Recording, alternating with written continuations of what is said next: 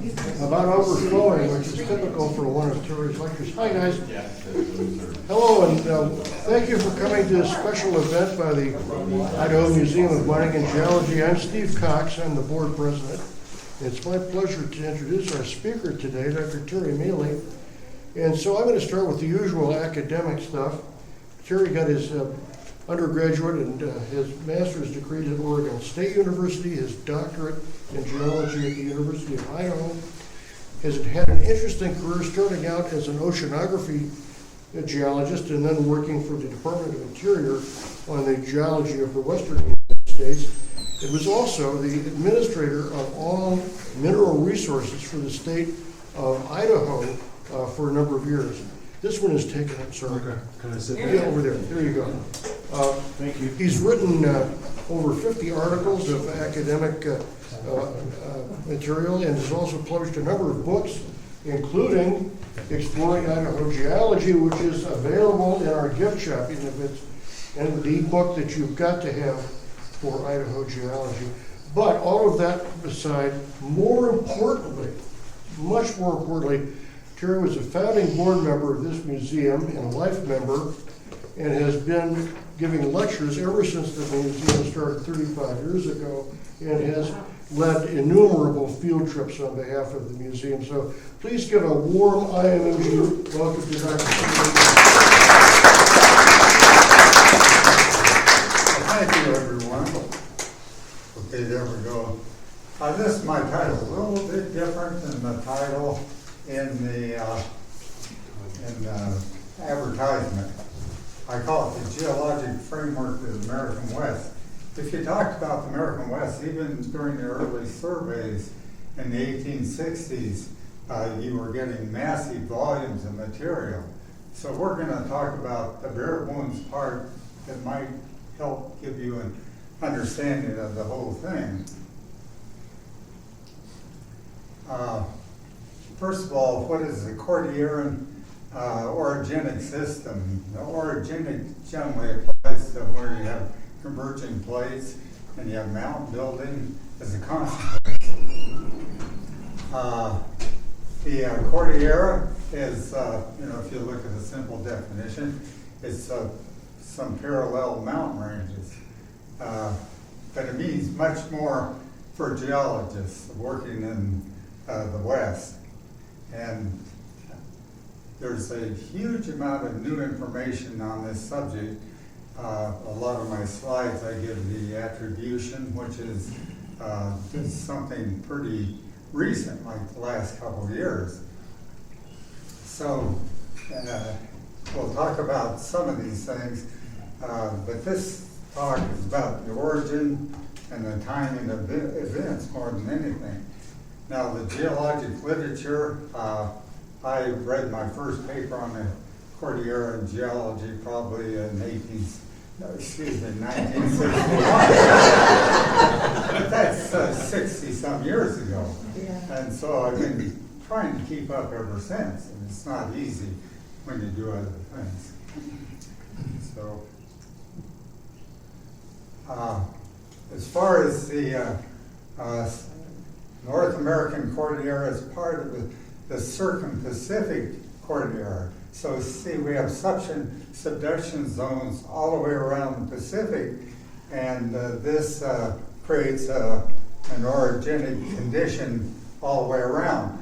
But the one in, you notice there's no subduction here, but there was at one time. The subduction is transitioned over to transform fault. But anyway, that's just part of the story. And we'll talk about some things down in Mexico and a lot of British Columbia, but it'll be mostly this area here, and this is the North America Cordilleran orogenic belt. This whole thing here, going clear over to the Front Range of Colorado. Okay, we'll start out with the Precambrian, the basement, which applies. These are Precambrian provinces you know, as most of them, GA is billion years ago, so you can see these, the basement's pretty old, 2.5 billion years. Takeoff, a geologist from the University of Minnesota, came up with this new arrangement showing the western extent of Laurentia, which is the old North American craton, as a combination of transforms.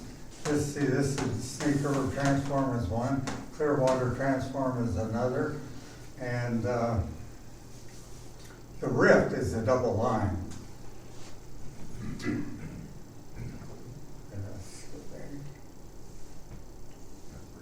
Here it is. Okay, this is the Tetons, and the Tetons is part of this Precambrian rock. There isn't very much of it in Idaho that shows up, but there's a lot of the surface.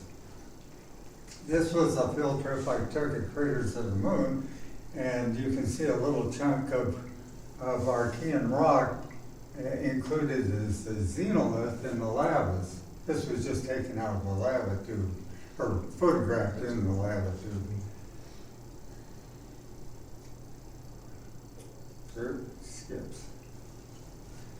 Okay, this is the breakup of supercontinent Rodinia, and key in here, this is western Idaho, and this is cut right through where Boise would be, right touching that line. Close to Australia. Yeah, That's amazing.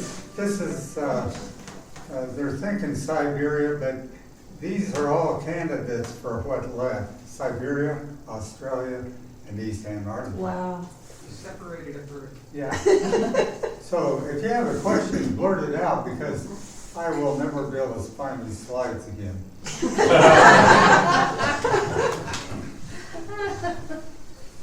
Okay, so what about exposures in Idaho?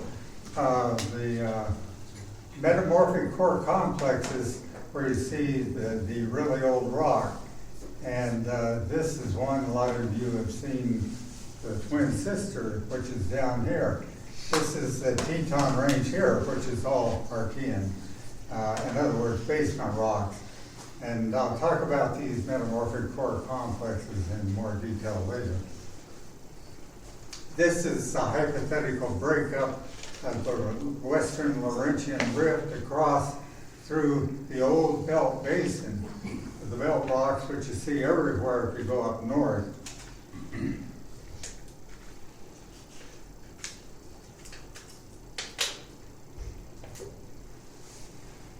So when it rifted apart, you had what we call the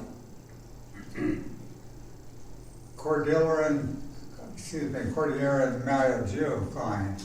Here is the belt rock up here.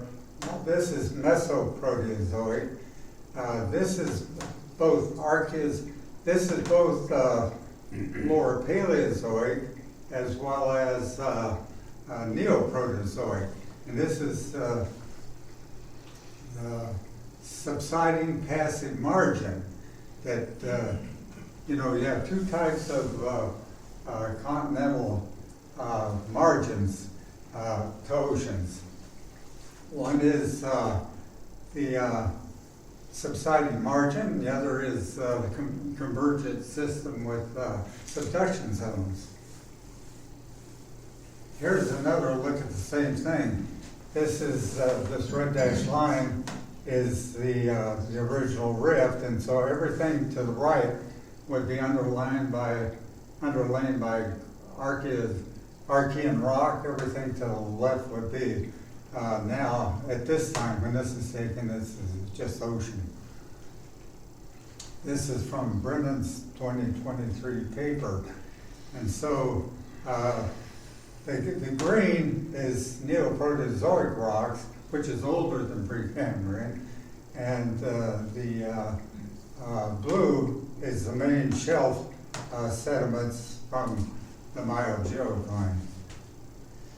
This looks at, you can probably intuitively understand this better, this per spot diagram. So see, there's no subduction zone at the edge. You just build up a lot of sediments, and so you get this sedimentary wedge, which later was transferred to the east by the severe and so that whole thing was broken up by the antler orogeny during the Devonian, 300 million years ago. And so what it did is it brought this bunch of rock, moved it, and along this Roberts Mountain thrust to the east, and everything in light blue is out of place, moved by a slice of a thrust fault, and so it's called the Roberts Mountain allophthon, which means just a block of rock out of place or a slice. Okay, this was put together by Yankee and Will. It's just basically a model showing the whole cordilleran system. And so when I talked about the extent, east-west extent of the cordilleran, we start out here with the subduction zone, past and present. We have about 600 miles of subduction zone now on, off of Oregon and Washington, which is the Cascadia subduction zone. We did have a much longer one, the full extent of western North America. Okay, then you have trenches, accretionary wedges, and so we're going to talk about these individually. And this is the magmatic arc and the hinterland plateau, which is a very interesting thing. It's a place of the metamorphic core complexes, the anatectic belt, a lot of stuff. And then the well-known severe fold thrust belt and the Foreland Basin.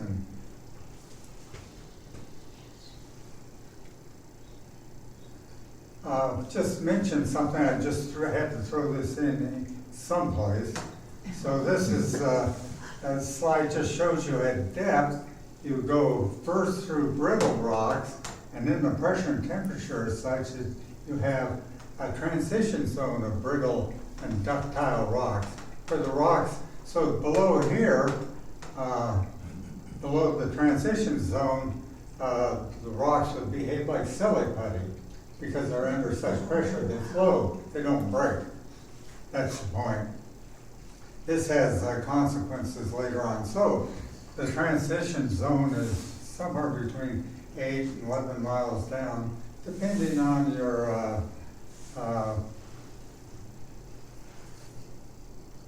mineralogy below, temperature and pressure. It's a little bit different everywhere. Okay, I'm going to take you through a series of paleogeographic reconstructions done by Yankee and his colleagues. So lightly you can see the states here, right? And here is the date, 190 to 180 million. So at this date, my point is on the cordilleran that almost everything happened after 150 million years and was ended by 50 million years. And so there was 100 million years in between where the whole thing was put together. We're talking about the Colorado Plateau, the Front Range, all the mountains, all the way to the west coast. Okay, so this time we still had some of these passive margin sediments, the old continental shelf when the breakup occurred.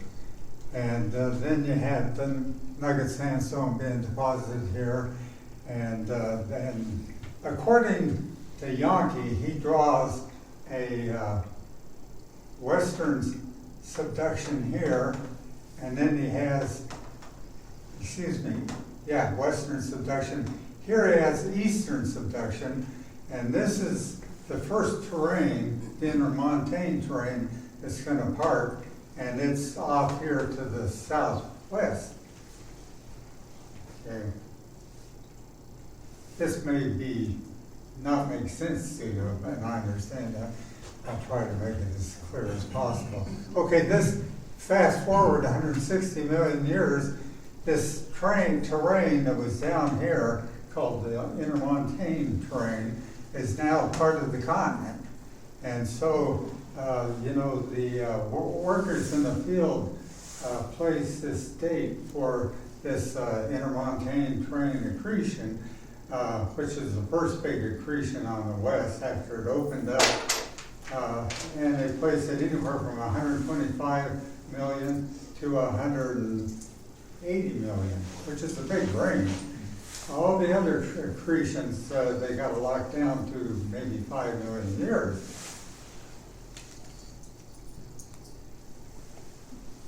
So I was going to mention, I just met a geologist, Mike, in here, who worked on the Franciscan, among many other places, and we were just talking about it, but that was one of the first to start piling up, going back maybe 170 million years. Although there's, I just read a couple of papers where people that were reluctant to accept that broad time period. Okay, now when you get into 125 and 115 million years ago, million years ago, Yankee puts a western subduction zone here, eastern subduction. See, it's these little arrows mean the subduction is to the right. Okay, now we have the first forming of the severe full thrust belt, which is a major part of the cordilleran orogenic, and we have this insular superterrane. That's the one that comes in next. And when I say superterrane, I mean it's a composite of many, many terrains, but it was amalgamated offshore and then brought in to the continent. And so it hasn't locked in yet. Just to predict, most people believe it accreted like 90 to 100 million years ago. So this, now you see he drew in this intermontane superterrane here. This is the Blue Mountains terrain that we're all familiar with, or most of you are, near where we live. Okay, now 100 million years ago, the insular superterrane is accreting, docking out. He has it north. A lot of the people have it that seem to know what they're doing, bring it in here. And there's of course, we find it mostly in British Columbia. And so that's something I'll defer a little bit. You see the Blue Mountains strain is still here. Okay. 90 to 80. We have the Foreland Basin coming in here. We have the hinterland plateau emerging, and then of course the severe belt there. And this is the Laramide belt, the Laramide orogeny, which basically created the Rocky Mountains, the Central Rockies, the Southern Rockies, and everything south of there, and it's looped around here. And so that was part of the Foreland belt that got disrupted severely. These little guys here are this is in the hinterland back here, and those are metamorphic core complexes. And see, we still have the Franciscan, a huge belt, accretionary complex developing in western North America. And we also, at 50 million years, had Silesia come in. And Silesia is a huge, takes up all the coast range of Oregon and Washington, underlies it. And it's a huge thickness, like more than 20 miles thick. and it's presumably came in as an oceanic plateau, and the plate couldn't subduct, so it accreted there, and so. Okay, this is current situation with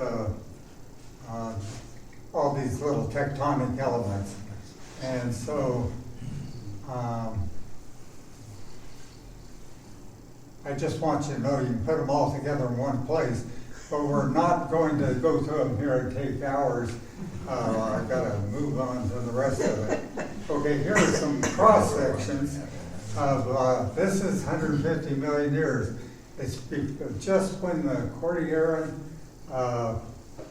orogeny was starting, and so here we have a little bit of startup on the magmatic arc. We had the accretion of the intermontane superterrane, which started to cause some faulting out there in the hinterland and also on the severe belt, which is just starting. This is intermontane terrane. This is 100 million years ago. The guy at Yankee is the one that did this, and he did not put the the insular terrane, which should be here, locked in right out here somewhere, but he does have the Franciscan. Now you start to see a lot of folding, because what is going on when you have these terranes hit the west coast, you have the propagation of this force moving through the system. And over here we have the Western Interior Seaway, we have a foreland basin, and the new severe fold thrust belt. Okay, 80 million years ago, much more going on in the hinterland plateau. The anatectic belt develops in. We have underthrusting in North America coming under, making the hinterland plateau, raising it up. And we still have no disruption in the foreland basin, which is caused by the weight of these thrust faults, which are propagating eastward, pulling down and making it possible to have a seaway there. Okay, he is an advocate of the flat slab model. A lot of people aren't. And so the idea is that it was probably a thickened oceanic crust, and it was buoyant, so it floated to the surface.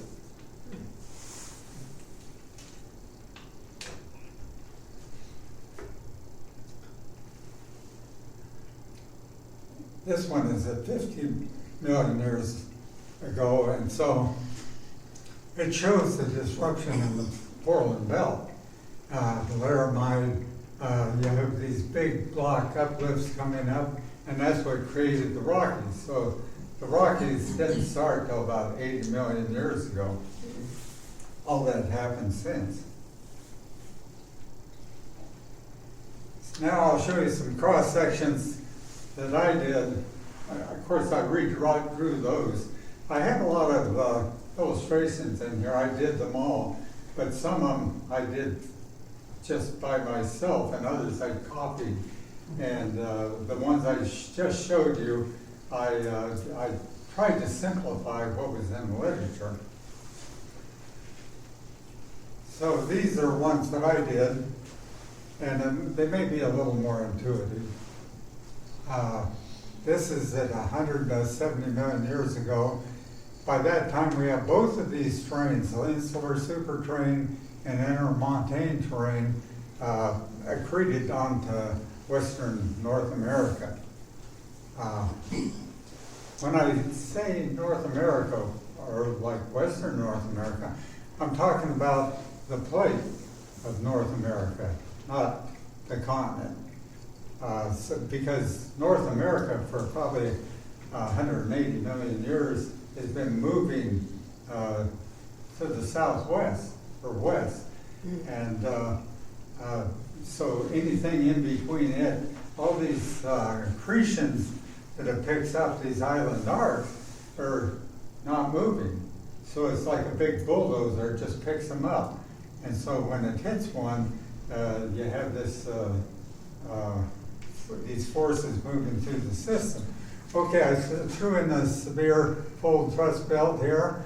By this time, the Idaho batholith is starting to come up. You have the, one of the things we found out fairly recently is the Idaho batholith, only the western part of it is probably created by an island arc like this, where you have subduction created by, a magnetic arc. Now, almost all of it is presumed to be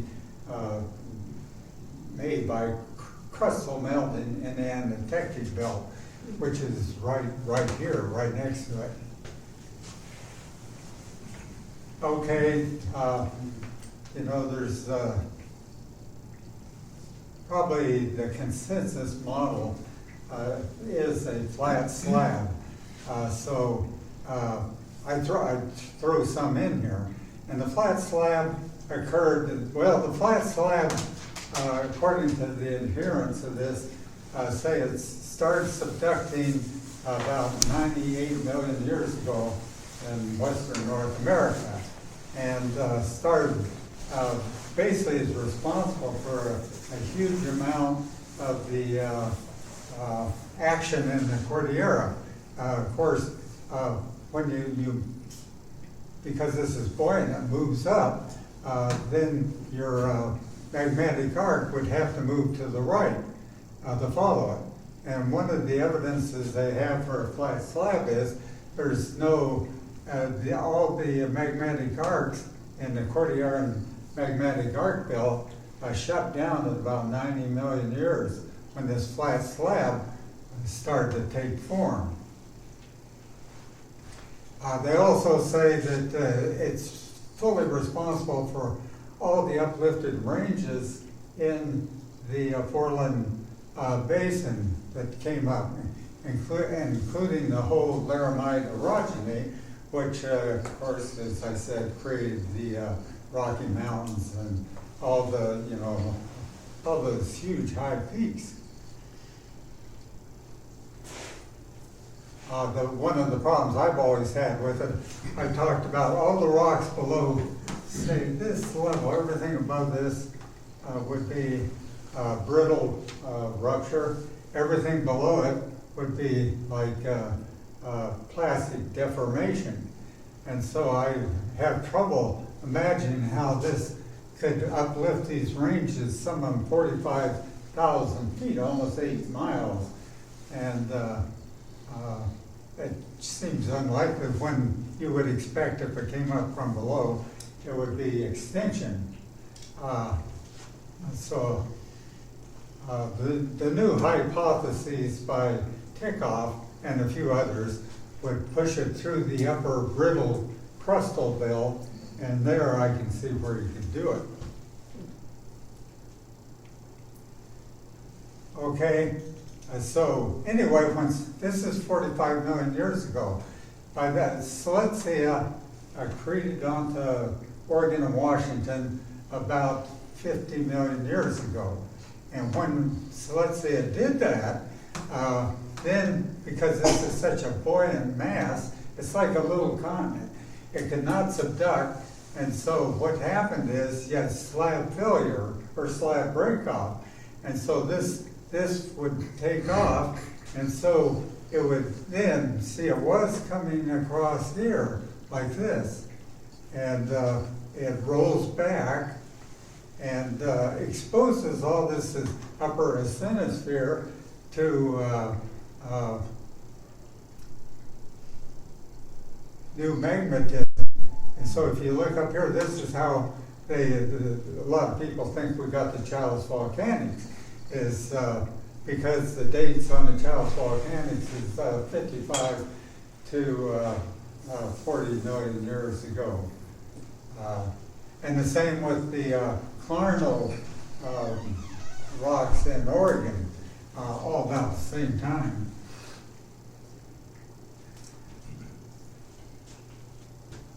So anyway, as soon as this, you had the slab break off, then you had the new subduction zone starting here, which is the Juan de Fuca plate going down. And that's what we have now at the present.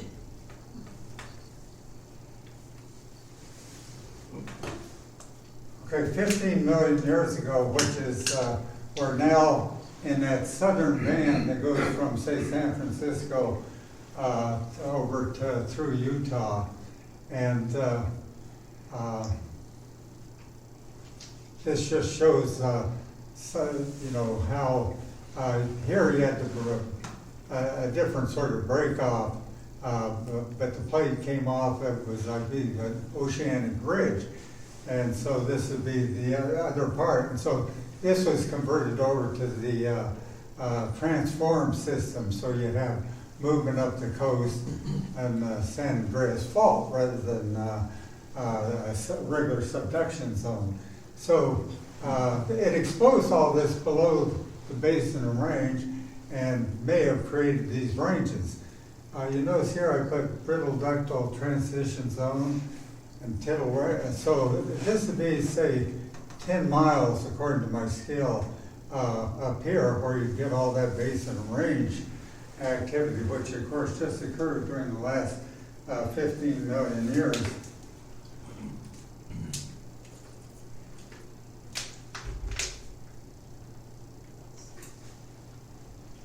I just use this for a slide to show you where we are as we go across the cordilleran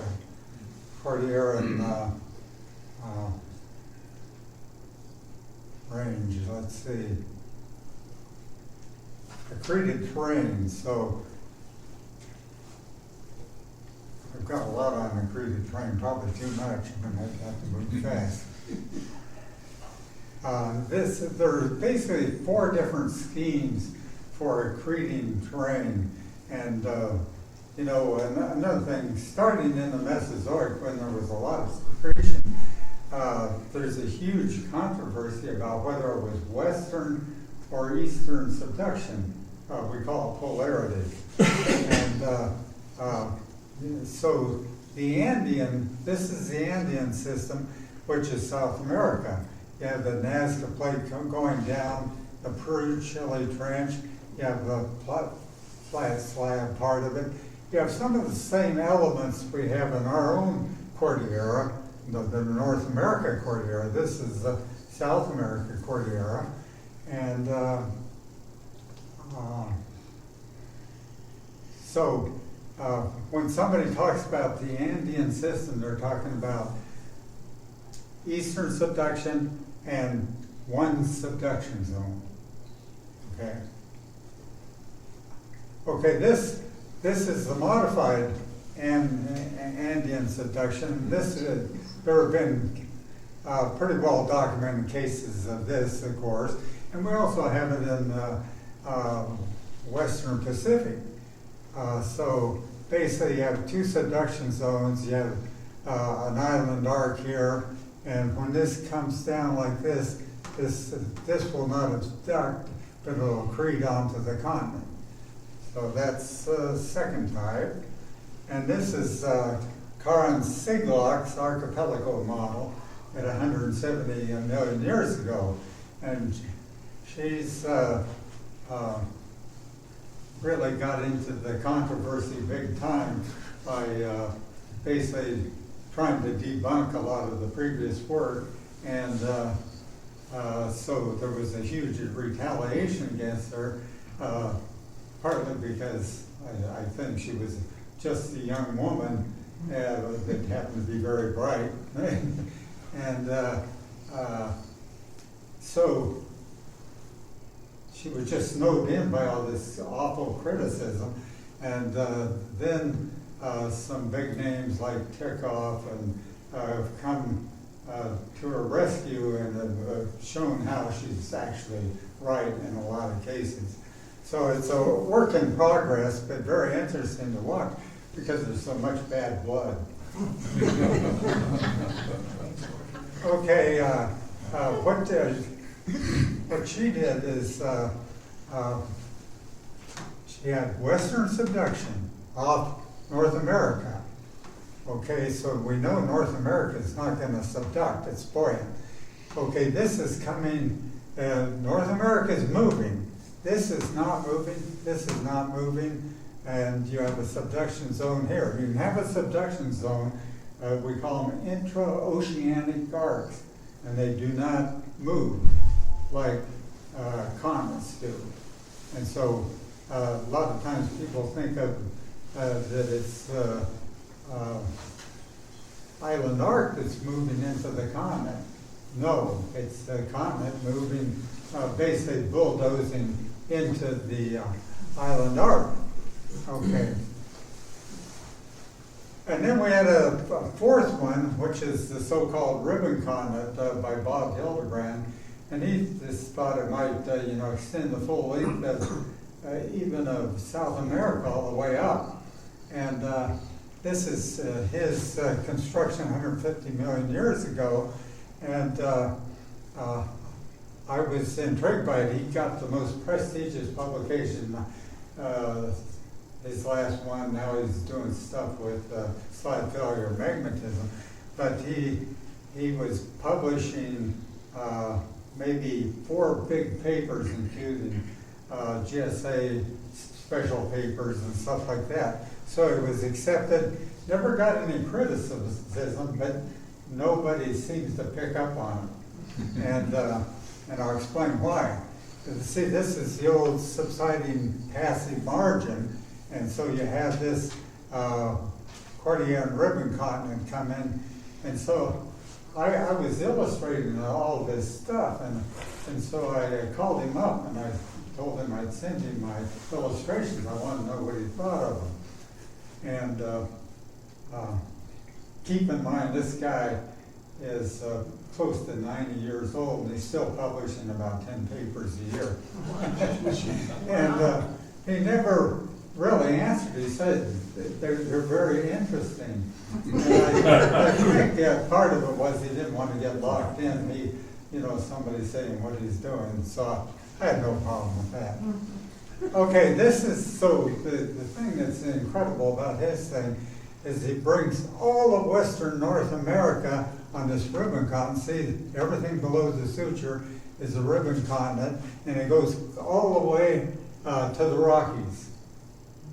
In fact, if you want to know how far this would be where this suture is exposed, Salt Lake City. So everything west of Salt Lake City would be part of this, basically bringing in most of the cordilleran system. And so there's no wonder it was deadly silence when people assimilated. I read all of his papers and I thought, it's interesting, but I don't know how he got it published. This is 90 million years ago. See, that's not too long in cordilleran geology. And so he, even the Idaho batholith is a lochthonous. He makes the case that, and actually a lot of his people that probably don't think much of him, but would never say it because he has quite a following. The whole thing is a lochthonous, but there are a lot of people that believe all the belt rocks are lochthonous. In other words, out of place, they were brought in by thrust. Okay, this is back to Karin Siglock again, and I think this is probably one of the more interesting things she did. She made the crystal clear that intraoceanic arcs do not move, and because they don't move, there's some interesting consequences. They disappear. They disappear under the North American continent. Okay, this is North America. This is, I think during the Cretaceous. Yeah, Cretaceous. Okay, she puts on intermontane. See, this is the accreted terrane. It's the intermontane super terrane, and she has it go the full length of western North America. These are other terrains she has out that are oceanic. She has a western subduction zone, no eastern one here, and this is during the Cretaceous. And by the way, Bob Hildebrand, the slides before this, he was all western subduction too. There were 4 or 5 people in western subduction. So anyway, North America is moving. It's moving over all these intra-oceanic arcs. So what do you end up with? You got North America here. This is the present case with all the accreted terrain. And these are the old paleo positions of the intra-oceanic arcs that North America went over. And what Seismic did is they used seismic tomography using earthquake waves. They can basically image slabs in the mantle underneath North America down as deep as 2,000 kilometers. 2,900 is the bottom of the mantle. So they're in the middle mantle.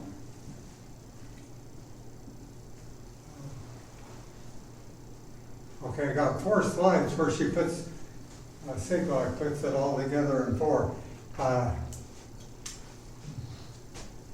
North America, and it's moving, okay? And it's closing in on this island arc. And she came up with the concept of slab walls. She said this stuff that goes down, if it's off an intra-oceanic arc that's not moving, it's gonna pile up and make a vertical slab wall that are huge. Okay, they just fold like clothes out of the dryer or press or whatever. Okay, and so we have the same thing going on here, and we have the Farallon super, or just terrain here. We have the insular terrain that docks at 100 million years, and this is 170. And so this terrain is already docked to intermontane, and so they're closing. Okay, as they get closer, the insular super terrain, the year is at 140. She has this accreted long before anybody else does, and probably too soon, yeah. So anyway, because this is now part of North America, it is moving with North America, and it forces this slab breakoff, and so these things become a relic chunk of oceanic slabs. Okay, so these things just keep piling up. I don't want to take too much time with this. I have a question. Do Sure. those things eventually work their way back up, or will they just stay down there forever? They descend, good question, about 10 millimeters a year, and may not go below 1,800 kilometers. Okay, so they go Because down of, now. things they don't fully understand. Okay, But yeah, so that's not very far. yeah. Okay.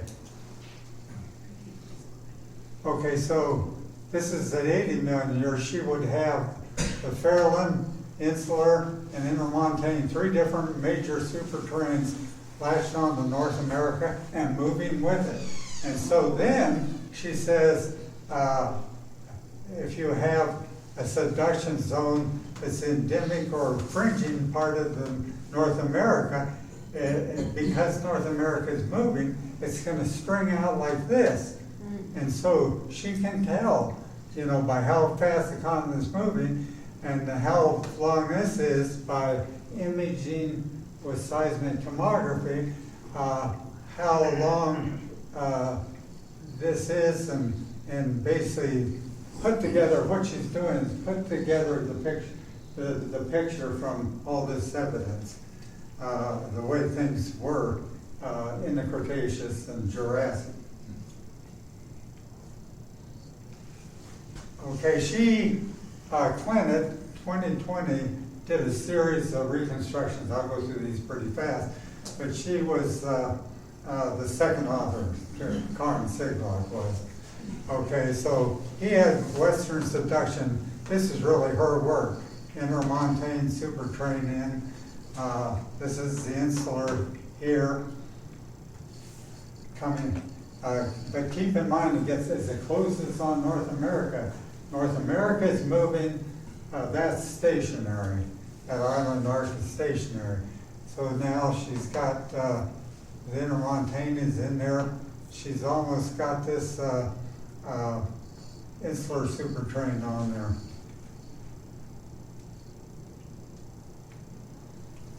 Okay, they're together now, and they form a bunch of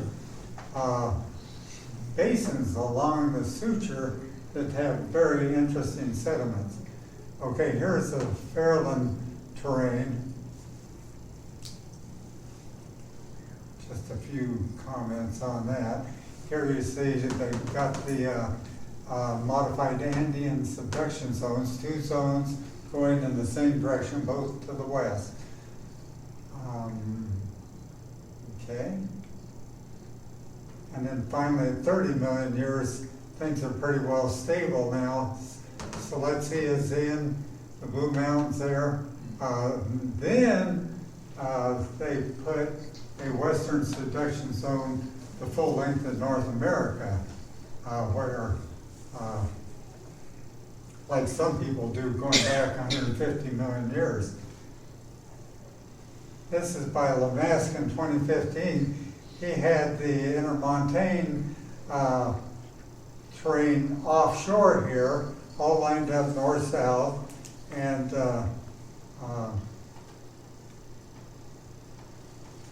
he rotates this Coon Hollow and Blue Mountains terrain complex that we have. It's in this position now. This is current, and Oregon has rotated clockwise up to 80 degrees, depending on where you are during the Cenozoic, which is a lot of rotation. And that's why it's ungodly hard to put a lot of this stuff together. Okay, they did a seismic line across the western Idaho shear zone and came up with some interesting results. The old 706 isopleth line, which is supposed to represent the edge of the western edge of the North American craton. Okay, they found that there's a displacement of 4 or 5 miles right under the western Idaho shear zone. But the Idaho Salmon River suture zone is in the same place.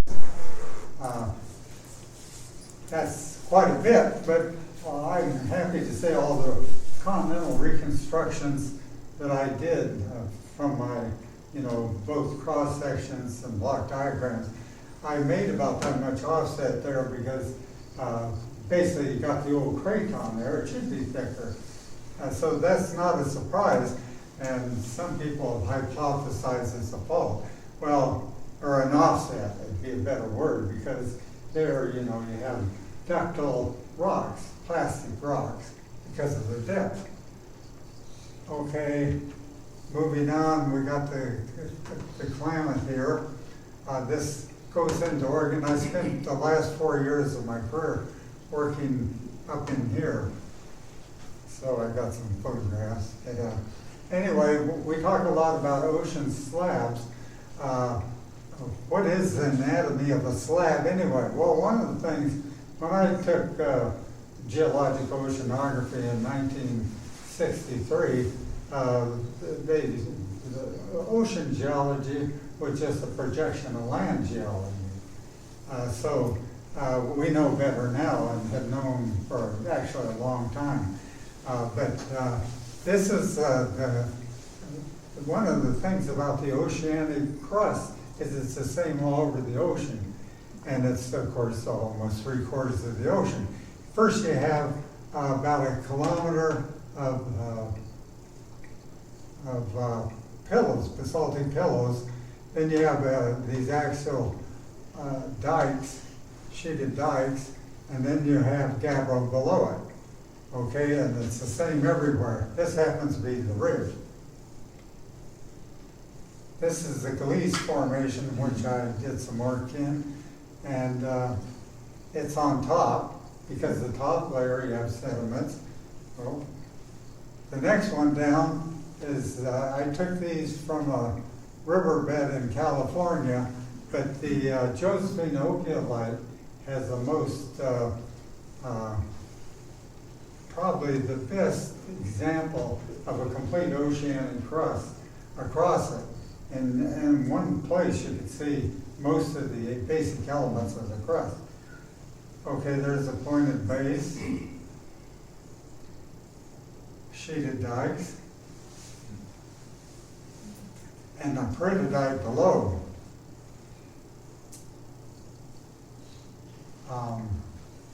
I'm going to skip on for time.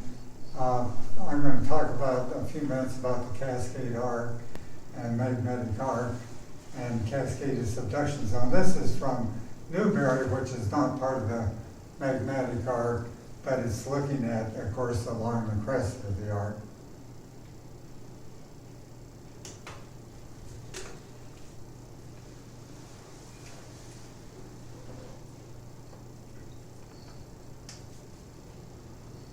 This just shows the three different sources of volcanism in the Northwest. And so we have hotspot volcanism, which would be Silesia, and Columbia River basalt is not shown on here, but that's a big one. And then all the rhyolite eruptions, as well as some others. The arc volcanism is just confined to the Cascade Arc, and then the delamination, which is a little bit controversial, would be like the Chalice volcanics, when we talked about that.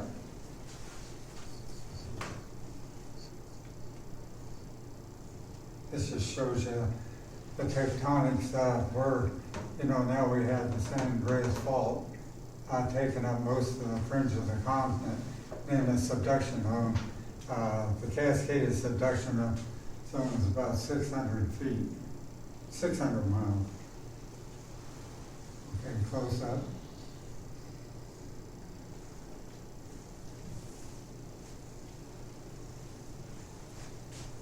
Okay, this is about the earthquakes. This is Silesia here. You see a cross section. And this is a lock zone, and it only moves about every 300 years. And when it does, this whole thing breaks loose, and you have the tsunami and everything else.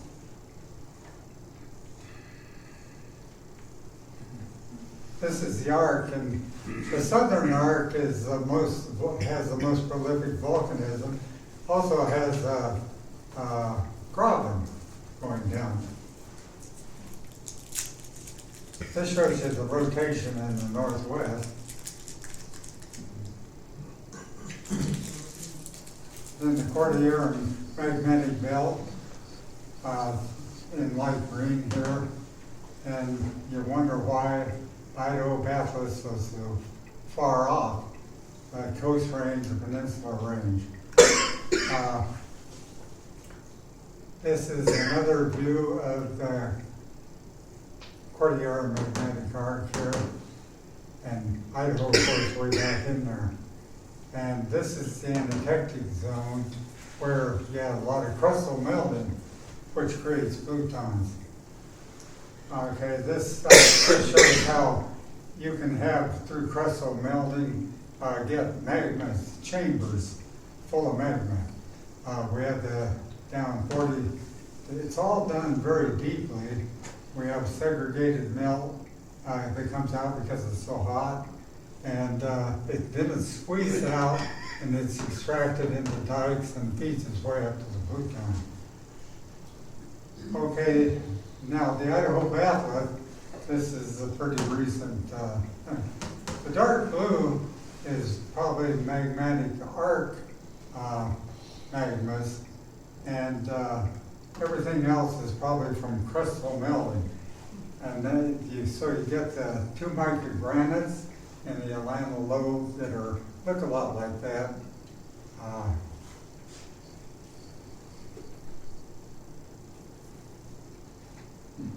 The hinterland plateau is where you have the crustal melting, and so part of the Idaho batholith is in the hinterland plateau as well as the transgression belt. And so this is the hinterland, very interesting. This is the severe thrust front. The hinterland is light green, and you notice eastern Idaho batholith is in the Anatectic belt. Come here. Well, that's where you have the crustal melting. These are just metamorphic core complexes. This is something I won't go into, but it shows why, like when you have about 10 kilometers of rock peeled off by a detachment fault, rather suddenly you can get a metamorphic dome because it reveals high-grade metamorphic rocks at depth that then mound up and create a dome.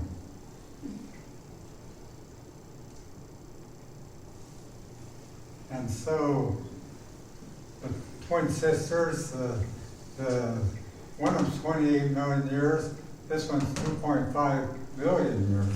That even looks older, right?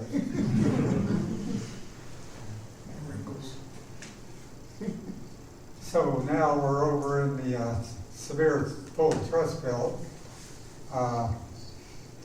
Most of the sediments that were generated here within the belt came from the passive margin.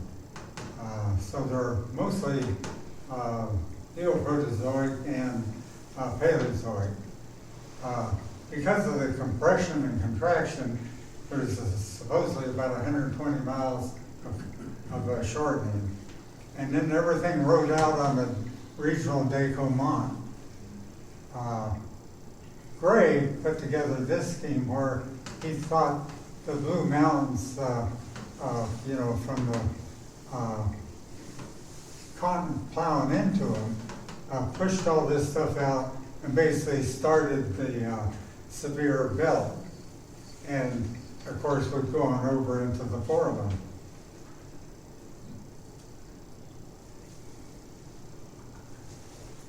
So, what are the causes of the severe belt? Probably as much as anything, subduction and collision. The magmatic arc is attributed by many people to be a big part of it. The hinterland plateau, because when you have underthrust in here below it, you're raising it, and gravitational gliding is an old one.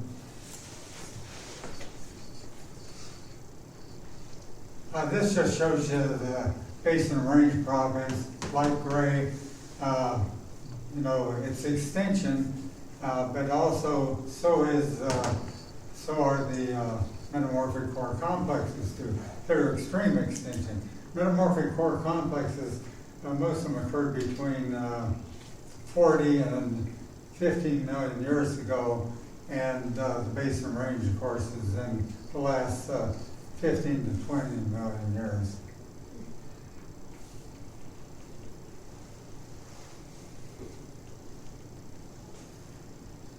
We have a lot of magnetism in, this is taken from Lansney and Miller's 2022 paper, through Nevada, and especially in Nevada, which is called the ignimbrite flare-up, because you get a lot of ash lotus and stuff like that from it. And it added about almost a mile to the continent.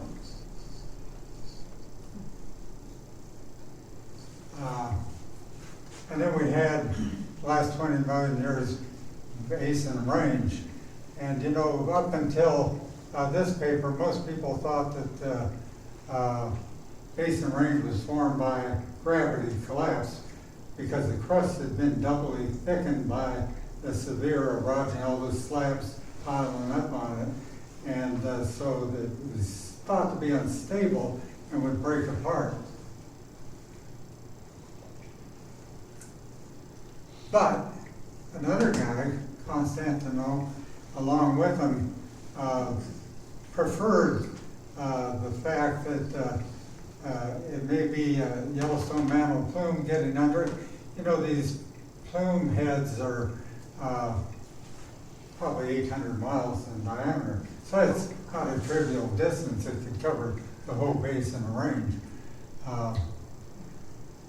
It's still a work in progress. The cause of the basin range, there's lots of ideas. But the old gravity collapse one, for one thing, there's many tens of decades, tens of millions of years after when the crust was thickened to where it broke apart. There's no explanation for why it took that long. And then finally to the foreland, which is over here, which was a large basin, and then the Laramide orogeny brought it up. This is what's going on when you have the thrust load piling up on it, and it pulls everything down through thrust flexural subsidence. The foreland basin was in existence about 150 to 55 million years. But by 80 million years, it started to get severely disrupted by the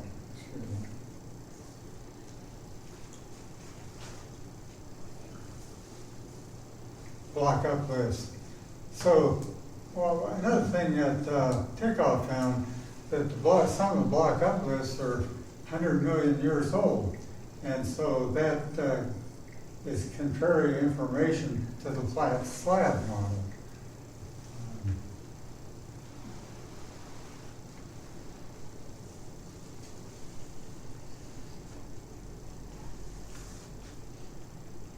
This is Tickhoff's paper.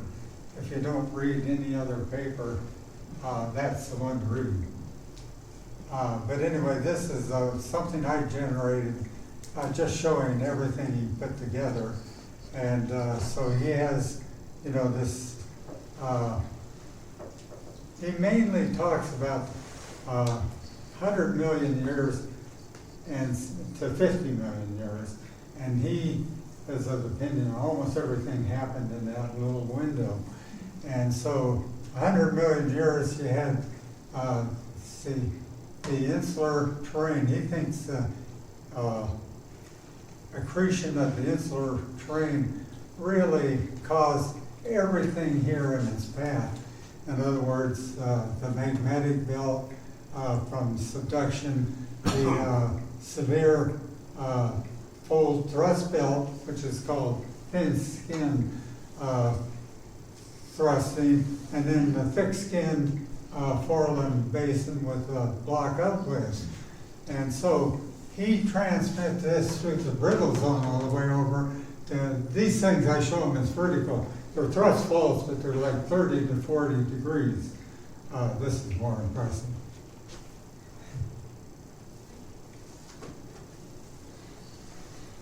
Okay, now we're going to talk a little bit about how the Batholiths got so far east. You know, so it fits in, this is the old craton here, and you notice the Batholiths fits in this between the Clearwater Transform and the Snake River Transform in the McCall and Basin.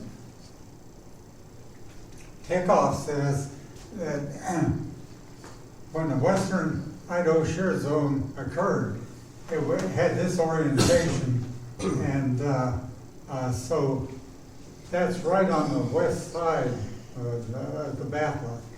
And he said, starting at 85 million years, this started cranking over, and also you have this Lewis and Clark line that started sinistral displacement about 85 million years ago. So basically between the Lewis and Clark line offset and rotation in Oregon, you're putting the Batholith inland a few hundred miles. Clever, I don't know if it's right. Okay, so to make it really complicated now, these terranes have moved first south, then north. The intermontane terrain probably moved 400 to 800 miles. The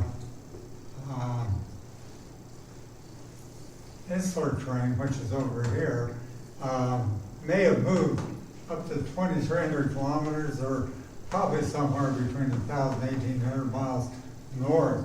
They're translating north, and they're doing so along their boundary faults.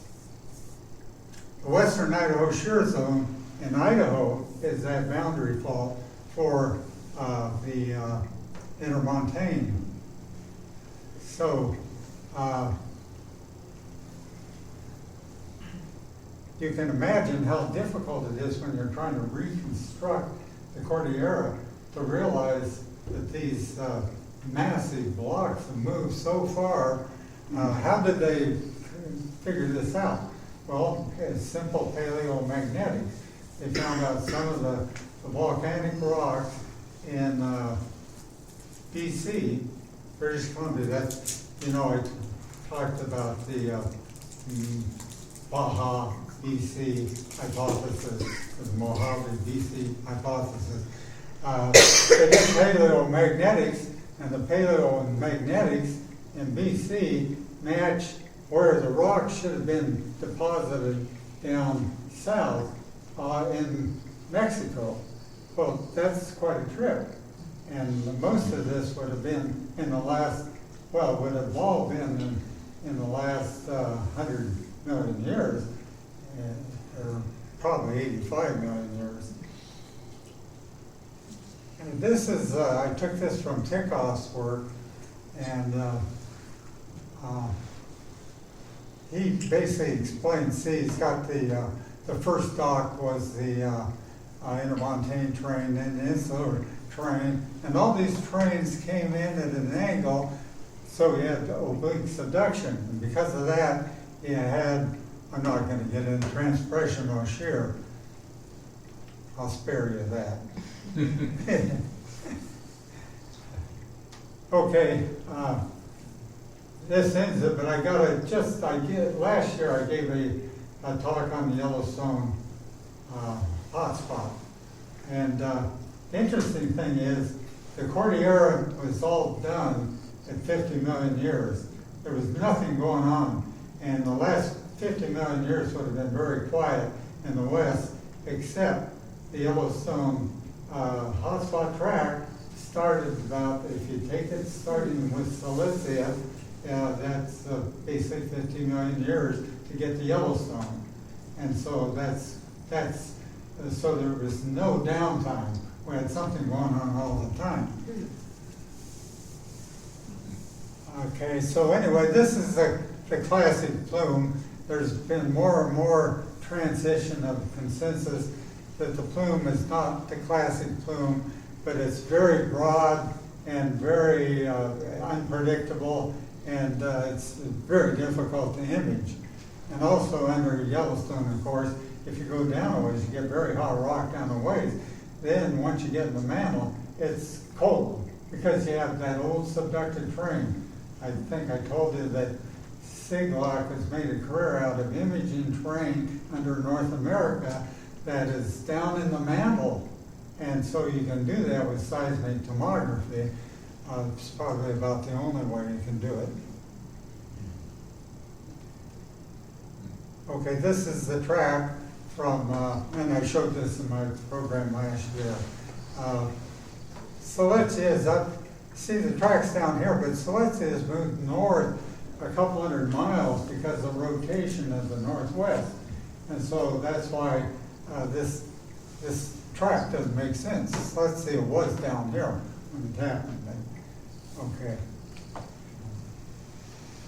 An interesting paper published a few months ago by Streck over at Portland State has, this is, the light green is the Columbia River basalt. Started about 15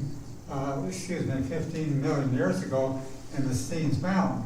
It's always been puzzling to people why you had all the dike swarms like the Monument, St. Joseph, clear up north.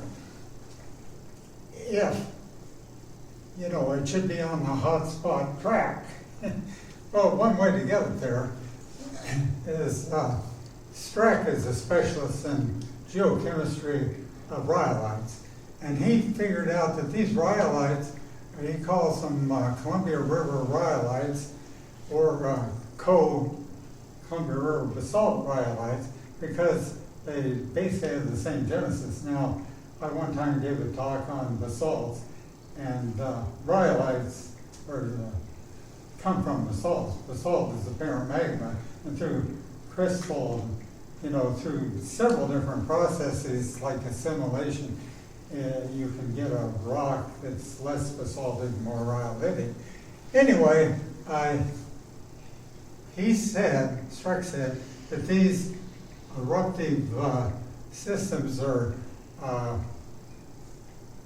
probably were in the same place as the basalt. He hypothesized that there's big basalt chambers that fed the Columbia River basalts and fed these dike swarms. This is just the plumbing system up here. But down here, you're closer to the root of where everything came from. And so that conveniently would put it on the hotspot track. He didn't say that in his paper, but I was thinking that. Oh, just two more slides. Okay, this is Swinton, published about the same time their colleagues. So, this shows the time progressive volcanics across the plain, eastern plain. This shows high level plain, Newberry trend, where you had progressively, just like a mirror image of that, starting at 10 million years. These are all rhyolites. All those dates relate rhyolites. And this is where you had these basalts and rhyolites that have basically the same age, 16.5 to 14 million years. So that's an interesting new development. And one last thing, a guy named Wu a few months ago published this paper, and I talked about the magma chambers, the lower basaltic magma chamber under the Yellowstone caldera, and there's a rhyolite magma chamber above it. Well, they did further imaging on the rhyolite magma chamber, and they see these sills in there that are up to 28% rhyolite melt. You're starting to close in on what you could have in an eruptive system. When I gave this talk before, it was like 15% crystal mush, and in other words, 15% melt. And that's way too low to get an eruption. So everybody should feel safe.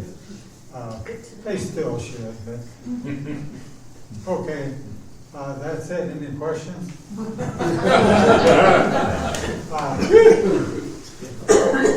It's actually, I have to admit, it'd probably be better if I had 3 weeks to give that. But I appreciate your patience in coming. Thank you very much.